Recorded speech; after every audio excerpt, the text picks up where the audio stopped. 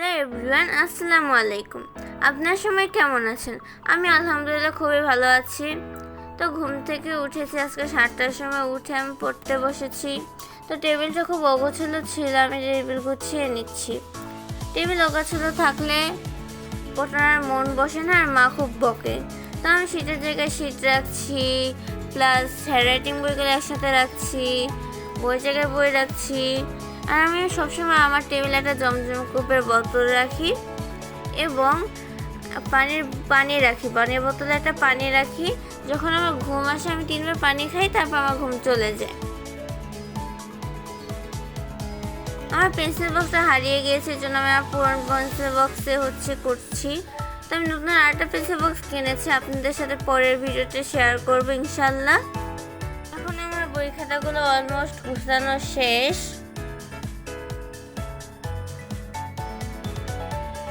আমি আমার পড়ার টেবিলে টিস্যু রাখি।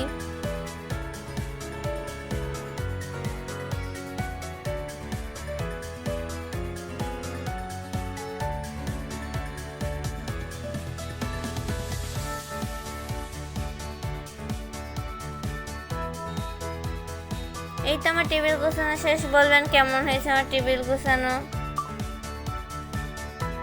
এখন আমার চশমা মুছে নিয়েছি। আমি প্রচুর চশমা ভাঙি, এটা আমার 7 নাম্বার চশমা। কখনো গ্লাস পড়ে যায়, কখনো তো আবার চশমা ভেঙে যায়। তো আমি এখন পড়াশোনা শুরু করছি। এটা আমার কোচিংয়ের SW ছিল, চিত্র আঁকা। আমি ছোটবেলা থেকে আর্ট শিখি। এখন বর্তমানে ক্লাস 6-এ পড়ি। আমি যখন ক্লাস 5 পর্যন্ত আমি আর্ট শিখছি। আমার মা এখানে আমাকে সাহায্য করতেছিল। এটা আমি আমার মাকে সাহায্য করি, আমার মা আমাকে সাহায্য করে।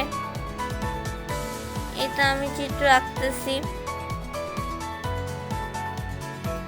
আমার একটা ড্রয়িং মিস ছিল, সে আমার প্রিয় মিস। তার নাম হচ্ছে সোমা চক্রবর্তী।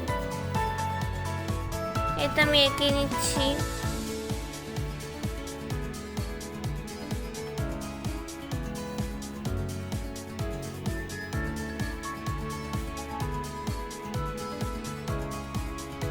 এই কোর্সটাকে অনেক ইজি ছিল, জাস্ট গোল এঁকে তার ভিতরে একটু ডিজাইন করার, কিছু না। এরপরে আমি একটা কঠিন চিত্র আঁকবো, এটা আঁকার পর আপনাদের সাথে শেয়ার করব।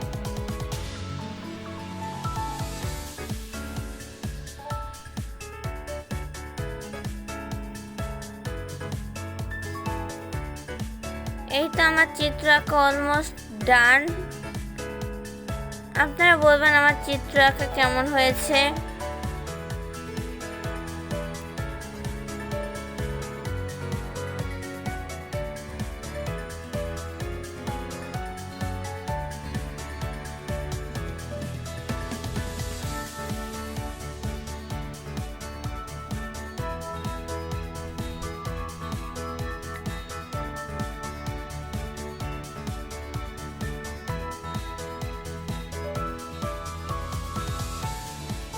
এই তো আমার আঁকা শেষ। মাকে দেখিয়েছি, মা বলেছে ভালো হয়েছে। এখন আমি একটা চিত্র আঁকবো, সেটা হচ্ছে অণুবীক্ষণ যন্ত্র। এটা আঁকা একটু কঠিন, তো আমি এঁকে নিচ্ছি।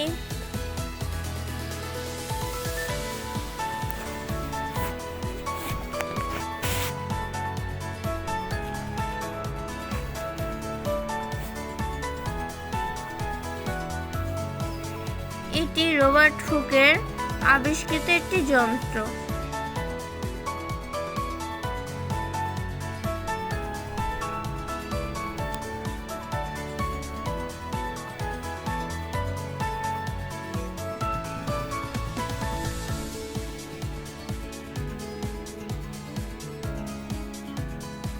সবাই বলবেন আমার অণুবীক্ষণ যন্ত্র আঁকা কেমন হয়েছে।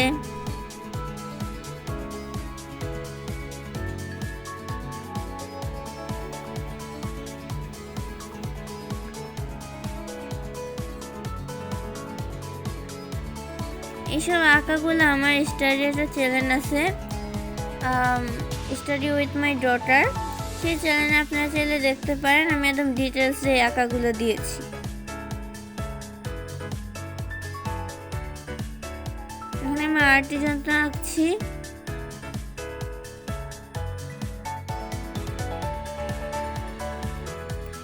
এখন আমি আমার মায়ের জন্য একটা ডেজার্ট বানাবো। প্রথমে চিনি নিয়ে নিয়েছি, তারপর দই দিয়েছি,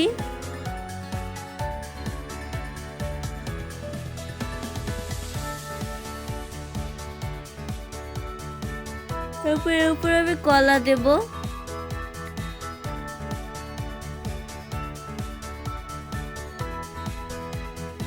আবার চিরা দিলাম, দই দিলাম, আবার এর উপর আমি পিস করা বানানা দিয়ে দেব।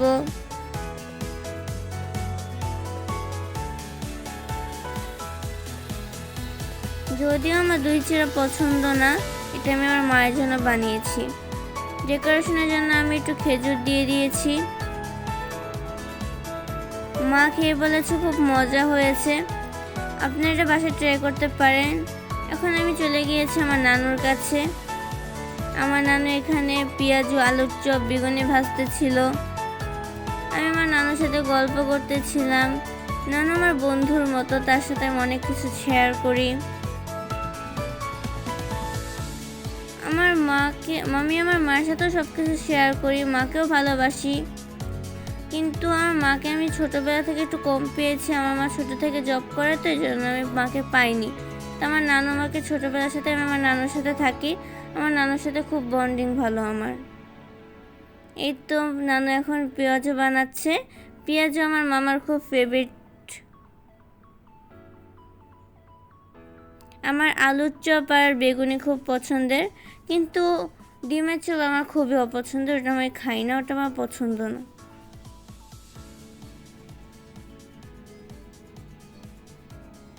একে একে সব চপ বানাচ্ছে আমার নানু। আমি আমার নানুকে অনেক নামেই ডাকি।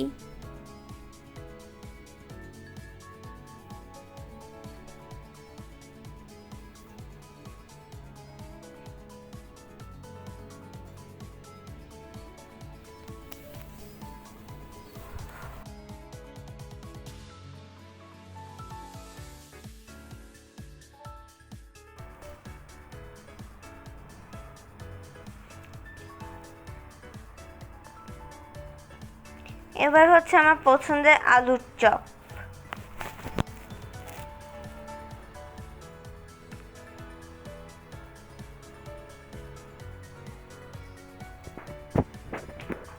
আমার মা একটু অসুস্থ, এই জন্য আমি ভয়েস দিচ্ছি।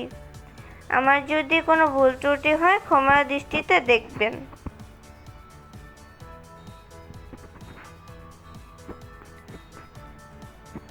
এখন ভাবছি আমার পছন্দের বেগুনি।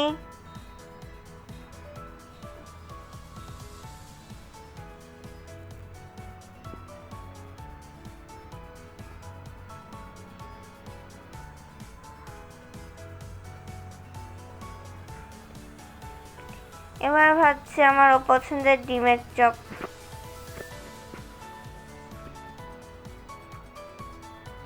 আমার মা যখন ডিমের চপ জোর করে খেতে বলে, তখন আমি সয়া সস দিয়ে ডিমের চপ খাই।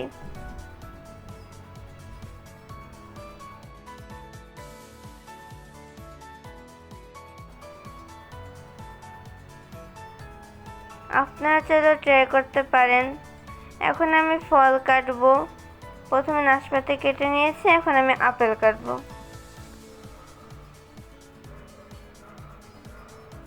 তো আমাদের আজকে ইফতার দেওয়ার ডেট ছিল, তো আমি একটু ঘুরছি।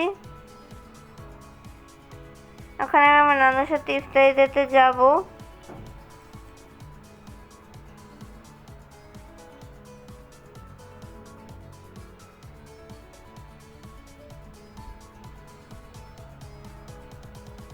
এখন আমার মা একা একা টেবিল গুছাচ্ছে। আমি আমার নানুর সাথে গিয়েছিলাম, পরে এসে দেখি আমার আম্মুর টেবিল গুছানো শেষ।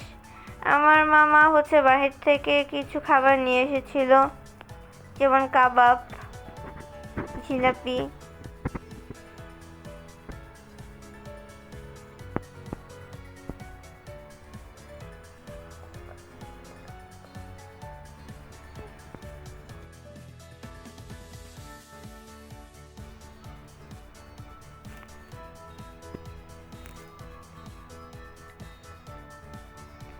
আমার মায়ের একটা চ্যানেল আছে আরিশা ফুড ফ্যাশন, আপনারা চাইলে দেখতে পারেন। ওখানে আমার মা বিভিন্ন খাবারের রেসিপি দেয়,